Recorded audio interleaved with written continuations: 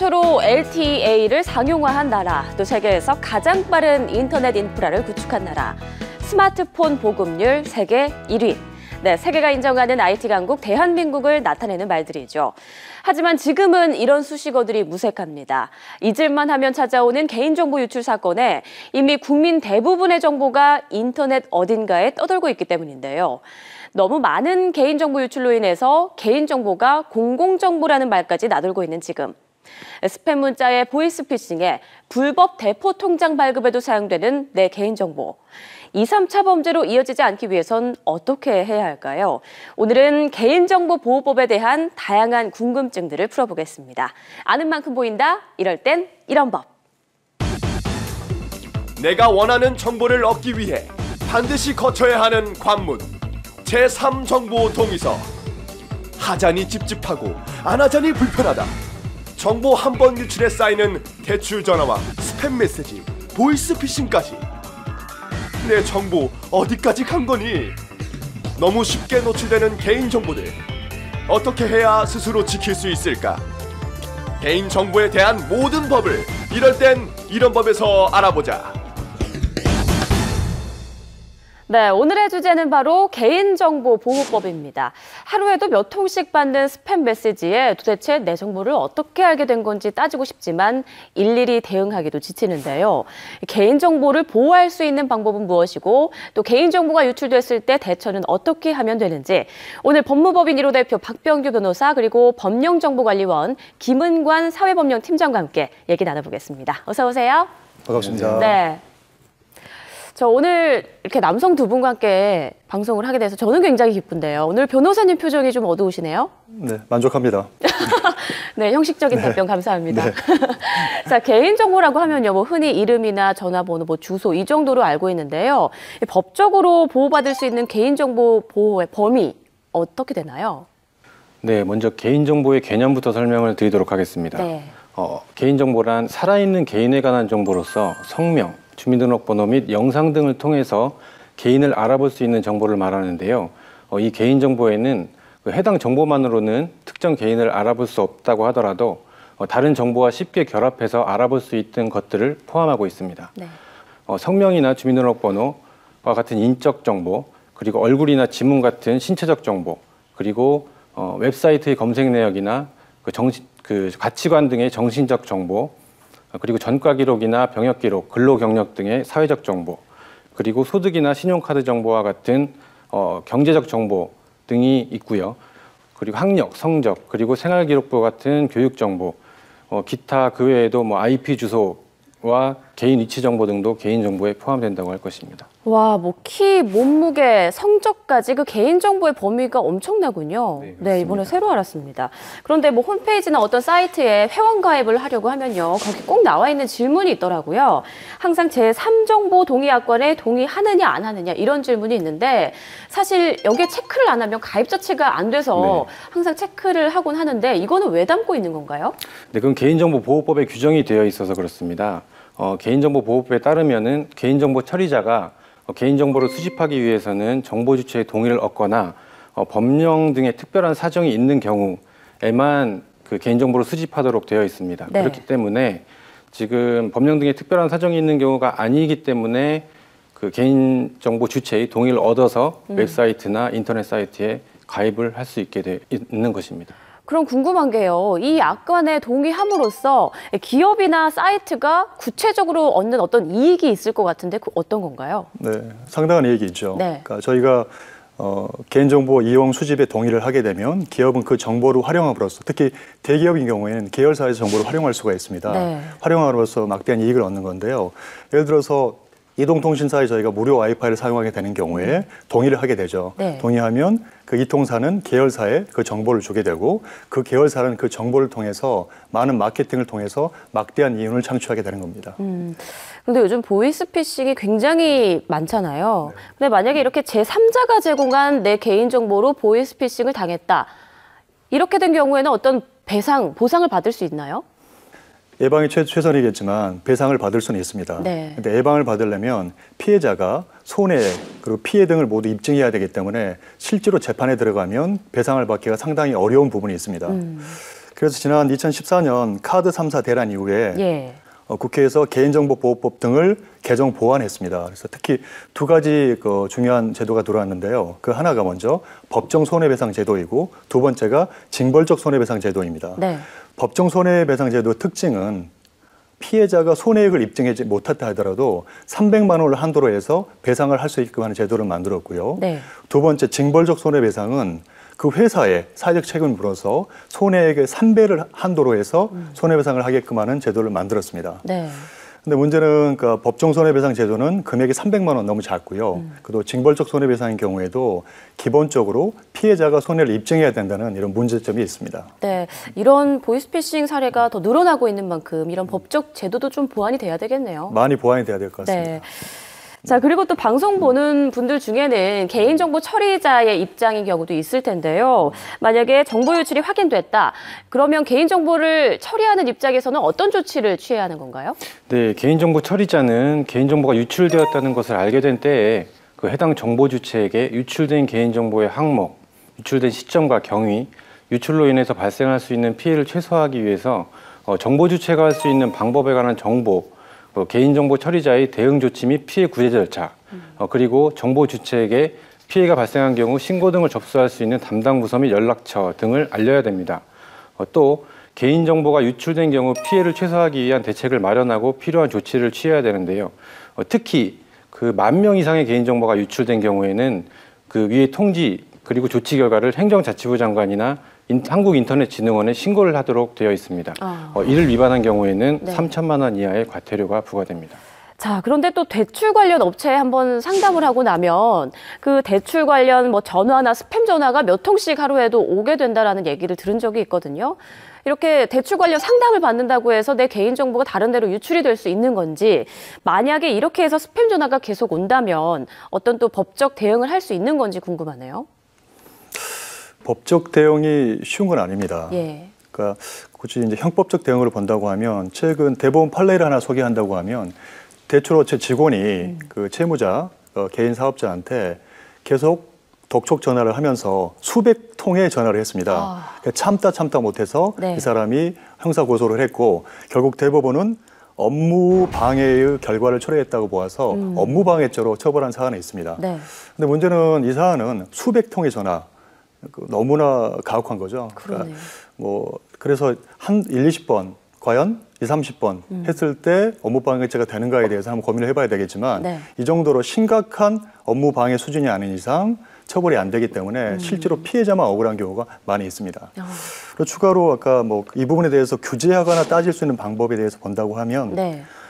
대출 관련 전화번호 등이 전기통신금융 사기에 이용된 경우에는 이용 중지 명령이 가능합니다. 네. 그 제도가 어떤 거냐면 검찰총장, 경찰청장은 미래창조과학부 장관에게 해당 전화번호에 대한 전기통신 업무 제공 후 중지를 요청할 수 있고 예. 그리고 이게 사기에 사용됐다는 게 인정이 된다고 하면 해당 장관이 제공 중지 명령을 할 수 있는 제도입니다.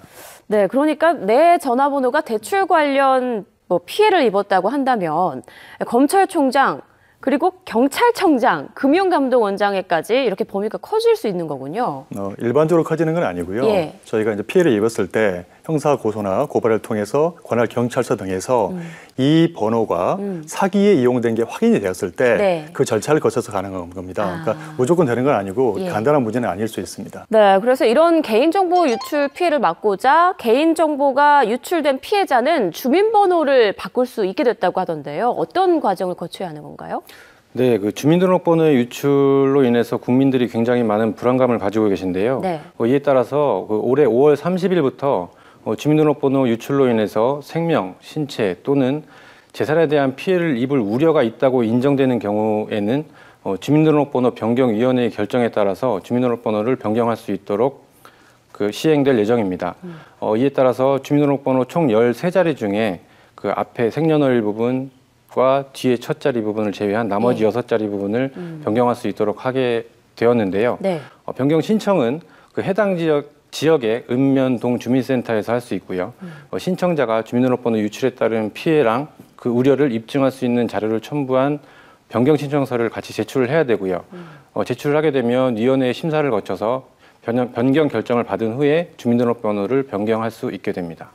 그러니까 내가 받은 피해가 어느 정도인지 앞으로 어떤 게 우려되는지 또 입증을 해야 된다는 거잖아요. 간단하게 변경을 할 수 있는 건 또 아닌 거군요. 네, 그렇습니다. 예. 자, 그런데 저는 궁금했던 게요. 최근에 이제 인터넷 이렇게 쇼핑몰을 제가 좀 자주 클릭을 하는데 제가 자주 본 그 쇼핑몰이 그 광고가요. 제가 가는 홈페이지마다 이렇게 옆에 광고로 뜨더라고요. 이런 경우에 이걸 어떻게 알았지? 그리고 저 다음에 이제 컴퓨터를 이용하는 분들은 제가 또 어디 방문했는지 알 거 아닙니까? 이런 것도 일종의 개인정보가 사용됐다라고 볼 수 있지 않나요? 네, 맞습니다. 네. 저도 최근에 이거 준비하면서 본 건데 리마케팅 광고라고 하는 겁니다. 네. 그래서 방문했던 사이트에 캐시나 쿠키에 저장된 정보가 제휴 홈페이지에 계속 연결돼서 재구매를 유도하는 방식인데요. 네. 문제는 이제 구글 같은 경우에 특히 이 방식을 많이 사용하고 있습니다. 근데 개인정보는 식별 개인정보와 비식별 개인정보가 있는데 비식별 개인정보란 누구에 대한 정보인지를 확인할 수 없도록 익명화한 데이터를 말하는데 네. 이러한 경우에 익명성이 있는 정보이기 때문에 비식별 개인정보에 해당합니다. 그래서 현행 개인정보보호법에 의한다면 보호를 못 받을 수 있습니다. 받기 어렵다고 할 수 있습니다. 그렇군요. 근데 이제 관심사, 생활 방식, 인터넷 사용 기록, 정치 성향 등 그 모든 걸 망라한 걸 이용한 거기 때문에 사실은 개인정보 보호에 오히려 더 사각지대에 있는 게 분명합니다. 그렇죠. 네. 그렇기 때문에 이에 대한 규제가 반드시 필요한 것 같은데 현재는 아직까지 입법적으로 규제가 안 돼 있기 때문에 반드시 조만간 국회가 나서서 해결해야 될 문제일 것 같습니다. 네. 특히 약간 남성분들은 이제 가끔씩 들으는 그런 사이트들 있잖아요. 뭘 말씀하시는지. 모르시는. 네. 아니, 이런 법적 관련 네네. 사이트들. 네. 그리고 혹시 자기가 본인이 방문했던 사이트의 광고가 이제 많은 사람들이 이용하는 그런 컴퓨터에 옆에 광고로 뜬다면 굉장히 민망하거든요. 네, 그렇죠. 네. 인정하셨네요. 자, 사진을 찍을 때 손으로 V 모양을 그리면서 사진을 찍는 사람이 많은데 이 행동으로도 개인정보 유출이 될 수 있다. 이런 얘기가 있던데 이거는 뭔가요? 쉽게 말하면 V를 그리며 네. 찍힌 지문 갖고 인식을 통해서 개인정보 유출하는 건데요. 네. 본다면 산케이신문에 올린 기사였는데요. 국립정보학연구소에서 최근 발표한 내용에 의하면 3m 거리에서 고해상도 카메라를 통해서 충분히 지문 정보를 인식할 수 있다고 합니다. 대단하네요. 때문에 과학기술 발전에 따라서 예. 더더욱 지문 정보가 충분히 가능하지 않습니까? 네. 그리고 2014년에 독일의 해커 그룹인 카오스 컴퓨터 클럽에서 독일 국방장관의 사진에서 지문을 복사했다고 발표한 적도 있습니다. 때문에 입법의 사각지대이긴 한데 이 부분도 입법을 통해서 규제가 필요할 것 같습니다. V하고 사진 찍을 땐 장갑을 꼭 껴야 되겠네요. 네, 앞으로는 장갑을 끼거나 이런 식의 예, 필요할 것 좋습니다. 같습니다. 알겠습니다. 네, 또 요즘 휴대전화나 이렇게 출연문에서도 지문 인식 방식이라든지 홍채 인식 이런 것도 사용되지 않습니까? 그런데 이게 인증 방식을 많이 사용하긴 하지만 한번 유출되면은 계속 피해를 입을 수 있다는 문제점도 있는 걸로 알고 있는데요. 이런 종류들도 보호를 받을 수 있는 건가요? 아까도 말씀드렸지만 예. 법은 엄격 해석을 해야 되기 때문에 개인정보보호법에 의하면 생체정보, 대표적인 게 지문이나 홍채 같은 건데요. 네. 아직 그 보호의 사각지대에 있다고 볼 수가 있습니다. 그래서 엄밀히 말하면 개인정보보호법에 의해서 보호받기는 지금 어려운 상황입니다. 그래서 현재 국회에 지문이나 홍채 같은 생체정보도 포함돼서 보호해야 된다는 개정안이 발의된 상태입니다. 네. 무죄 판결을 받았음에도 불구하고 피해를 보는 경우가 있을 것 같아요. 신상은 다 털렸고 이미 많은 분들이 그게 마치 사실인 것처럼 낙인이 찍히는 경우가 많은데요. 자, 이럴 경우에 우리나라에서도 이제 잊혀질 권리를 행사할 수 있게 됐죠? 네. 네. 이런 경우, 유명 연예인들 경우에 그런 케이스가 많았는데요. 잊혀질 권리라고 해서 서구에서는 이미 정착되고 있는데 네. 우리도 도입이 되고 있습니다. 네. 개념은 잊혀질 권리의 개념은 정보 주체가 인터넷상에서 생성, 저장, 유통되는 정보 주체의 글, 사진, 이미지 등에 대한 삭제, 수정 등을 요구할 권리를 말하는데 네. 작년에, 즉 2016년에 방송통신위원회가 잊혀질 권리에 관해서 인터넷 자기 계심을 접근 배제 요청권 가이드라인을 발표했습니다. 네. 그래서 이미 네이버, 다음 구글 등의 게시판에서 이 신청이 진행되고 있는 상황입니다. 네. 또 잊혀질 권리가 이렇게 조금 더 중요성이 부각이 되면서 새로운 직종도 생겨나고 있다고요? 네, 저도 이번에 이 방송 준비하면서 네. 알게 된 사실인데 어떤 게 있나요? 한 2가지 정도 조사해 왔습니다. 예. 첫 번째가 디지털 장의사라는 직업인데요. 그러니까 개인 또는 고인, 그 생전에 가진 인터넷 계정을 관리해 주는 겁니다. 그래서 고인한테 불리한 내용이나 그런 것들은 삭제, 등을 할 수 있는 일을 하는 직업이고요. 그 다음에로 유사한 직업으로 평판 관리사라고 해서 네. 개인 또는 기업의 평판을 관리해주는 그런 직업도 생겨났다고 합니다. 이런 거는 굉장히 혹하네요. 저도 평판 관리사 괜찮은 직업인 것 같습니다. 저도 혹했습니다. 네. 네. 자, 마지막으로 개인정보가 유출됐을 때는 어떻게 대처를 해야 할지, 그리고 개인정보 유출을 좀 차단하려면 미리 어떤 조치를 취해야 하는지 궁금하네요. 네, 어떤 상황이든 사고가 터지면 침착한 게 가장 중요합니다. 네. 근데 만일에 이렇게 개인정보가 유출이 됐다고 하면 우리 법제에서는 금융감독원이나 금융회사 영업정에 등록과 신고할 수 있는 제도가 되어 있습니다. 이걸 활용하실 필요가 있을 거고요. 특히 금융사업이 피해를 입은 경우에 사기범의 계좌에 대한 지급정지 조치 등을 통해서 피해를 최소화할 수 있습니다. 네. 이어서 개인정보 유출 방지를 위해서 6가지 예방법을 한번 정리해 보았습니다. 좋습니다. 네. 첫째, 신용카드, 거래은행 최소화. 두 번째, 경품 이벤트 자제입니다. 네. 특히 경품 같은 경우에는 응모할 때 많은 정보를 요구하기 때문에 그렇죠. 이 경우에 나의 모든 정보가 유출됩니다. 세상에 공짜는 없죠. 네, 그러니까 예. 공짜 정도가 아니라 심각한 피해니까 예. 경품 응모는 하지 않는 게 좋을 것 같고요. 예. 세 번째, SNS를 통한 사생활 노출 자제입니다. 사실 요즘 심지어 페이스북, 인스타그램 등등으로 SNS 노출이 되게 많은데 웬만하면 사생활은 자제하는 게 좋을 것 같습니다. 네. 네 번째, 과도한 어플리케이션 설치 방지입니다. 특히 출처가 확인되지 않은 경우에는 절대로 설치하지 말으셔야 될 겁니다. 다섯 번째, 주민등록증 분실 즉시 신고하는 것입니다. 금융권의 경우에는 주민번호 외에 발급 일자까지 확실해야 금융거래가 가능합니다. 그래서 혹시 분실하셔서 바로 신고를 하시면 금융거래가 불가능합니다. 네. 여섯 번째, 금융사기 대비입니다. 예를 들어 어떠한 금융기관도 전화로 개인정보 요구하지 않습니다. 혹시나 전화로 그걸 요구한다 하면 당연히 피싱이겠죠. 주의하시면 될 것 같고요. 참고로 한국인터넷진흥원이 제공하는 주민등록번호 이용 안내 확인 사이트 키사에서 클릭 몇 번만 하면 지금까지 가입한 사이트를 모두 조회하실 수 있습니다. 네. 참고하시면, 활용하시면 좋을 것 같습니다. 굉장히 유용한 정보들이었어요. 감사합니다. 네.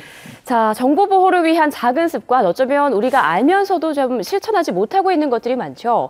하지만 소중한 내 개인정보가 얼굴도 모르는 사람에 의해서 유출되고 또 악의적으로 이용당하고 있다면 그때는 이미 늦은 거겠죠. 개인정보의 중요성이 점점 더 강조되고 있는 만큼 일상 속의 작은 습관으로 소중한 개인정보 꼭 지키시기 바랍니다.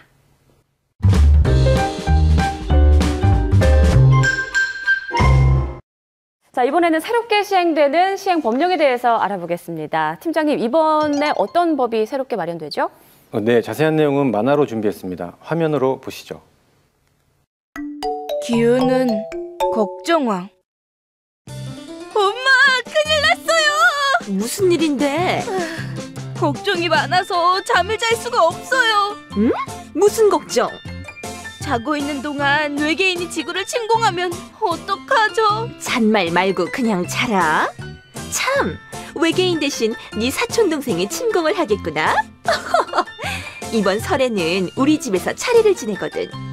이제 막 초등학교에 입학했으니 재미있게 놀아줘. 엄마! 아유, 어서 오세요. 형수님 잘 지내셨어요? 그런데 기후 안색이 안 좋네요. 작은아버지 오셨어요? 동생과 함께 어떤 놀이를 할까 고민하느라 잠을 못 자서 그래요. 녀석 쓸데없는 걱정은. 그래서 네 이름이 기우야, 기우. 기우야, 올해 고3인데 진학 계획은 세웠니? 저는 대학교 진학 대신 집에서 부모님 살림을 도울 예정입니다. 아이, 뭐라고? 왜? 생각해보세요. 학교에 불이라도 나면 어떡하죠? 너무 무서워요. 아들아, 그런 걱정은 마라. 특정 소방 대상물에 설치하는 소방시설 기준이 건축 환경과 화재 위험 특성 변화 사항을 효과적으로 반영할 수 있도록 개선된단다. 3년에 1회 이상 정비. 맞다. 이것 보세요. 날짜가 지났는데도 소방용품 교체를 안 했잖아요. 1년이나 지났어요. 아들, 그 소방용품은 사용기한이 연장됐어. 성능을 확인받았거든. 그래, 화재에 대한 걱정은 그만하고 장래 희망에 대해 생각해보자. 잠깐만요. 소방시설을 사용하지 못하게 해서 다치기라도 한다면. 아이고, 소방시설은 안전과 밀접하게 연관돼 있는데 그러면 큰일 나지. 그래서 그런 상황으로 사람이 다치게 되면 가중처벌을 받도록 했지. 또한 소방시설 위반 행위를 신고하면 포상금도 받을 수 있단다. 화재를 예방하고 포상금도 받고. 기우야, 걱정 마. 우리는 화재 예방에 관심이 많은 소방 어벤져스라고.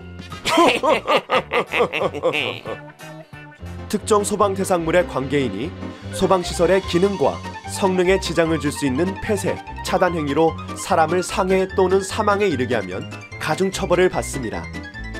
소방시설의 유지, 관리에 관한 위반 행위에 대해 소방본부장 또는 소방서장에게 신고하면 이에 대한 포상금이 지급됩니다. 그러고 보니 우리 기우가 소방시설에 관심이 많은 것 같은데 소방시설 안전 전문가로 꿈을 키워보는 건 어때? 아, 작은아버지, 그게...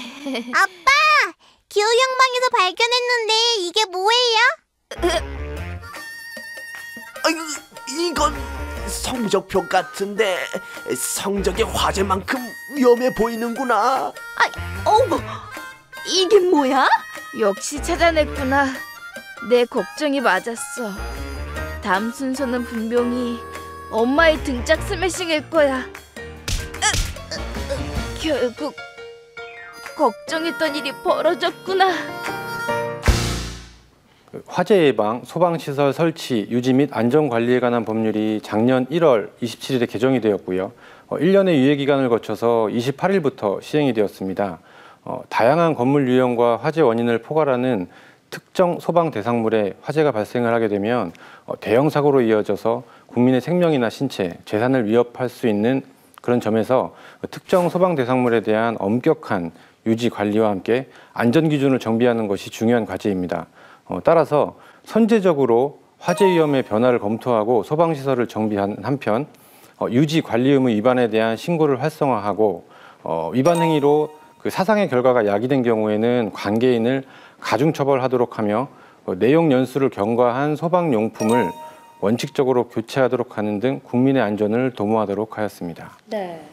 자, 화재 사고는 자칫 큰 인명 피해로 이어질 수 있는 만큼 정말 엄격한 유지 관리가 필요한데요. 사실 소화기 같은 소방용품이 집에 있다고 해도 유효 기간이 언제인지도 모른 채 방치돼 있는 경우가 많죠.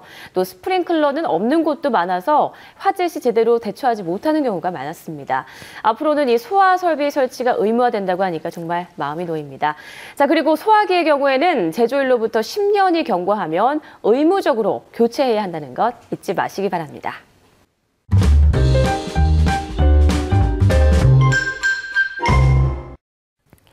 세계 최초, 세계 최고의 기술들을 선보이고 있지만 그것만으로 IT 강국을 이룰 수 있는 건 아닙니다.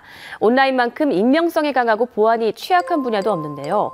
보다 적절하고 체계적인 보안 대책 마련이 시급합니다. 하지만 이미 엎질러진 물을 주워 담을 순 없겠죠. 스스로 개인정보를 지키기 위한 노력에다가 강경한 법적 제도가 뒷받침된다면 앞으로 일어날 수 있는 다른 사고들은 충분히 막을 수 있을 겁니다. 기본적인 부분에서 발생하는 문제까지 모두 보호할 수 있다면 그야말로 진정한 IT 강국이 아닐까요? 네, 오늘 이럴 땐 이런 법은 여기까지입니다. 함께 이야기 나눠주신 두 분 감사합니다. 감사합니다. 대한민국 국민 모두가 행복해지는 그날까지 법에 대한 모든 궁금증을 풀어드리겠습니다. 재미있고 유익한 법과 함께라면 이럴 땐 이런 법.